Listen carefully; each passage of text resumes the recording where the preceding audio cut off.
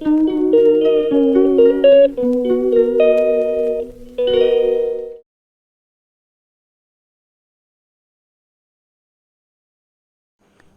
Guys, welcome back to my channel.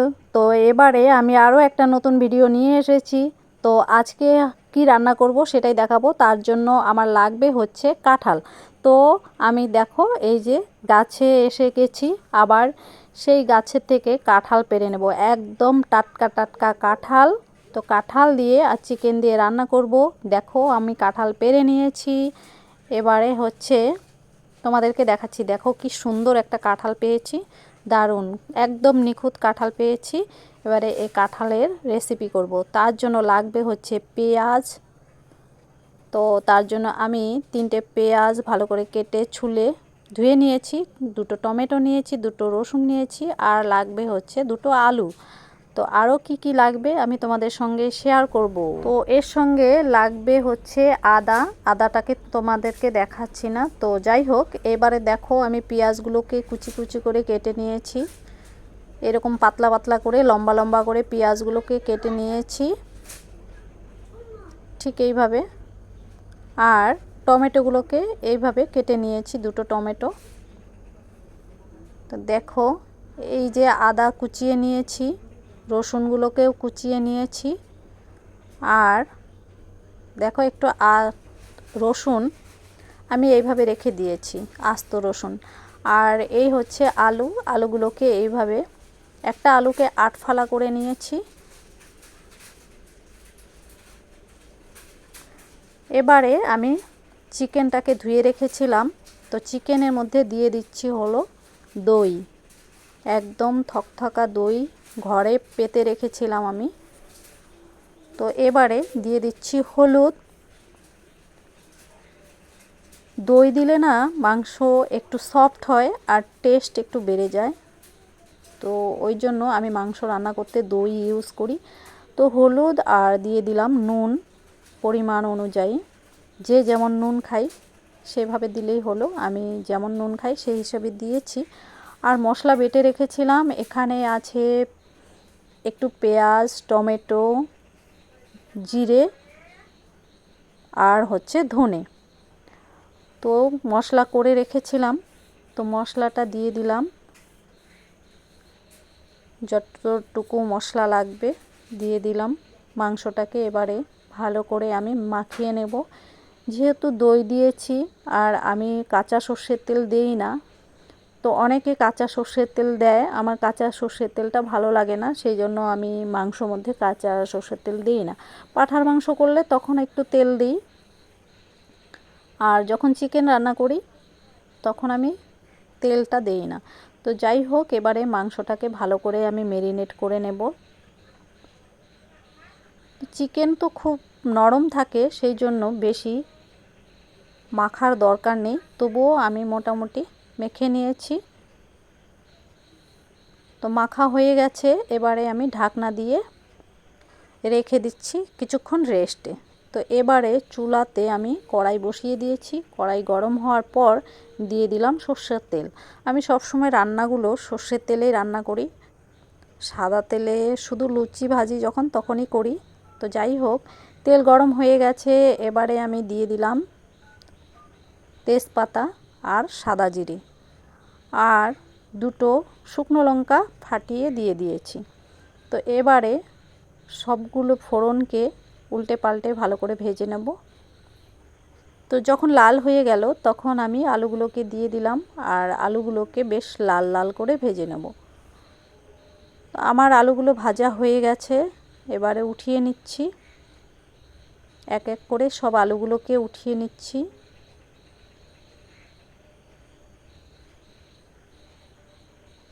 সঙ্গে তেজপাতাটাও উঠিয়ে নিলাম। তো এবারে ওই তেলের মধ্যেই দিয়ে দিচ্ছি হলো পেঁয়াজগুলো, কুচিয়ে রাখা পেঁয়াজগুলো আমি দিয়ে দিলাম। তো এবারে পেঁয়াজগুলোকে ভালো করে আমি ভেজে নেব একদম বেরেস্তার মতন করে।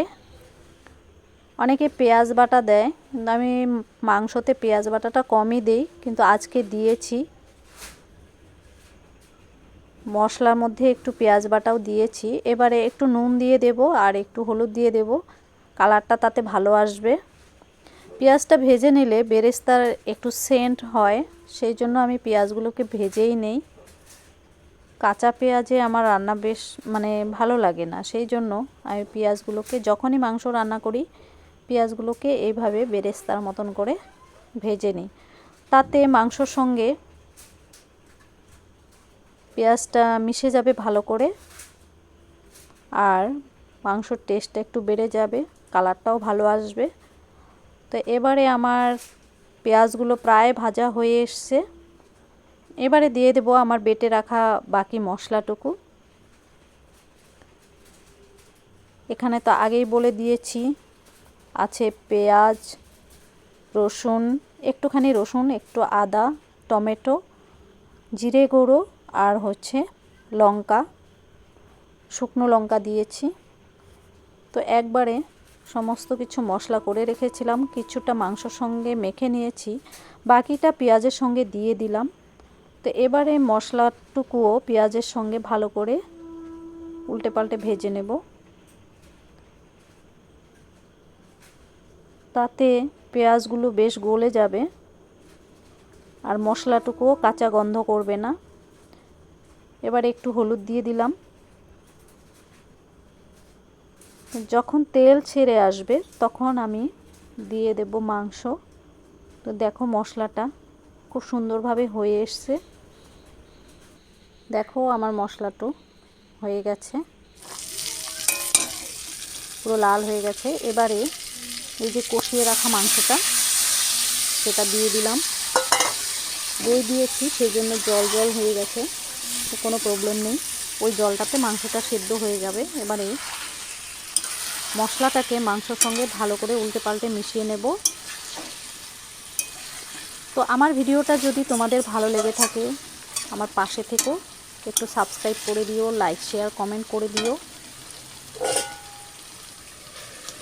তো মোটামুটি আমি মশলাটুকুকে মাংসর সঙ্গে ভালো করে মিশিয়ে নিয়েছি। এবারে ঢাকা দিয়ে দিলাম।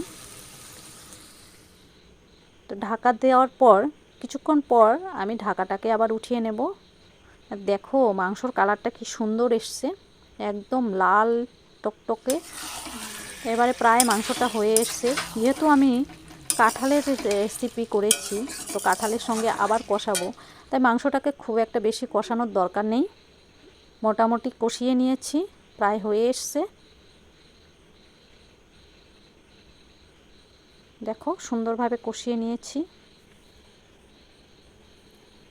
আমার রেসিপিটা যদি ভালো লেগে থাকে তোমরা অবশ্যই বাড়িতে বানিয়ে খাবে এইভাবে। আশা করি তোমাদের ভালোই লাগবে। আর আমার চ্যানেলটাকে একটু সাবস্ক্রাইব করে পাশে থেকো।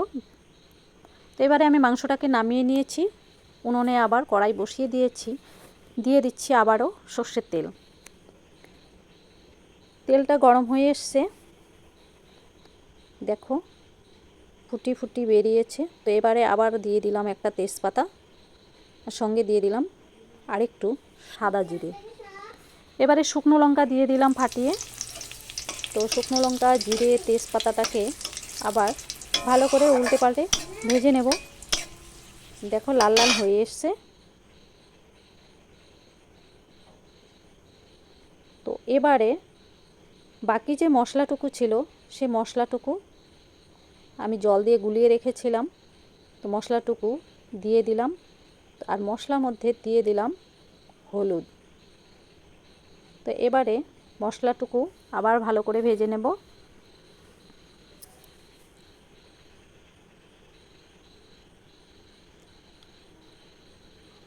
আমিও প্রথমবার রান্না করছি চিকেন দিয়ে কাঁঠাল, কোনো দিন এর আগে বানাইনি, এবার আজকে প্রথম বানাচ্ছি। দেখি এক্সপেরিমেন্টটা কেমন হয়, আশা করি ভালোই হবে। তো আমি ম্যাক্সিমাম টাইম নিরামিষ রান্না করতে হয়। আমার হাজব্যান্ড যেহেতু পেঁয়াজ রসুন মাংস ডিম এসব খায় না, তো তার জন্য নিরামিষ আলাদা করে রান্না করে রেখেছি। তো এটা আমি আর আমার ছেলে খাবো। আজকে ইচ্ছে হলো এইভাবে বানাতে, তাই এই কাঁঠালগুলোকে মশলাটা যখন হয়ে গেল কাঁঠালগুলোকে আবার দিয়ে দিলাম। তো এবারে মশলার সঙ্গে কাঁঠালগুলোকে ভালো করে মিশিয়ে নিয়েছি। দেখো সুন্দর কালার এসছে। দিয়ে দিলাম পরিমাণ মতো নুন। তো এবারে ভালো করে কষিয়ে নেব এইভাবে। আমি কাঁঠালগুলোকে কেটে প্রেসার কুকারে ভাপিয়ে নিয়েছিলাম, 2টো সিটি দিলেই হয়ে যায়। কাঁঠালগুলো সফট হলে বেশ ভালো লাগে খেতে। আমি কড়াইতে সেদ্ধ করে কাঁঠাল রান্না করি না, ভালো লাগে না আমার।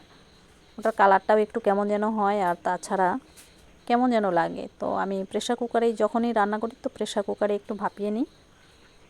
তো এবারে আমি উল্টে পাল্টে ভালো করে মশলাগুলোকে মিশিয়ে কাঁঠালটাকে কষিয়ে নেব। তো এবারে আমার মনে হয় প্রায় হয়ে এসছে, কালারটাও বেশ সুন্দর লাগছে। আর এই যে মাংসটা বানিয়ে রেখেছিলাম চিকেনটা, সেই চিকেনটা এবারে এই কাঁঠালের মধ্যে দিয়ে দিচ্ছি। দেখো কি তেল উঠেছে, কি সুন্দর তেল হয়েছে। তো যাই হোক, রান্নাটা খুব ভালো হয়েছিল। খাওয়ার পর দেখলাম যে খারাপ লাগেনি, খুব ভালো লেগেছে। কিন্তু কোনটা কাঁঠাল আর কোনটা যে মাংস সেটা খুঁজে পাচ্ছিলাম না, জানো তো। আমি যখনই খেতে গেছি মানে যেটাকেই টিপছি সেটাই মনে হচ্ছে কাঁঠাল বেরোচ্ছে। চিকেন যে কোথায় হারিয়ে গেল সেটাকে আর খুঁজে পাচ্ছিলাম না। কিন্তু ফ্লেভারটা তো বেশ এসেছিল। আর দুপুরবেলা ছেলে মাংস দিয়ে আসলে ভাত খেয়েছিল, তার জন্য মাংসটা একটু কম পড়ে গেছে, তো সেই জন্যই হয়তো খুঁজে পাচ্ছিলাম না। এই রান্নাটা আমার মনে হয় চিকেন দিয়ে না করে যদি পট দিয়ে করা যেত তাহলে আরও বেশি টেস্ট হতো। তো এবারে আমার রান্নাটা পুরোটা রেডি। দেখো এবারে কড়াই থেকে নামিয়ে নিচ্ছি। এখানে কালারটা অতটা বোঝা যাচ্ছে না ফোনের ইয়েতে। দেখো এই যে মেটেটা, আমি মেটে খেতে খুব ভালোবাসি, কিন্তু আমার ছেলে খেতে ভালোবাসে না। তো পুরো রান্নাটা আমার রেডি, এবারে আমি নামিয়ে নিয়েছি। আর খেতেও বেশ টেস্ট হয়েছিল। তোমরা ইচ্ছে করলে বাড়িতে বানিয়ে খেতে পারো এইভাবে। তো আশা করি আমার ভিডিওটা ভালো লেগেছে, আর সম্পূর্ণ ভিডিওটা দেখার জন্য ধন্যবাদ। এবারে আমি আসছি, টাটা। এভাবে পাশে থেকো, দেখা হবে পরের ভিডিওতে, টাটা।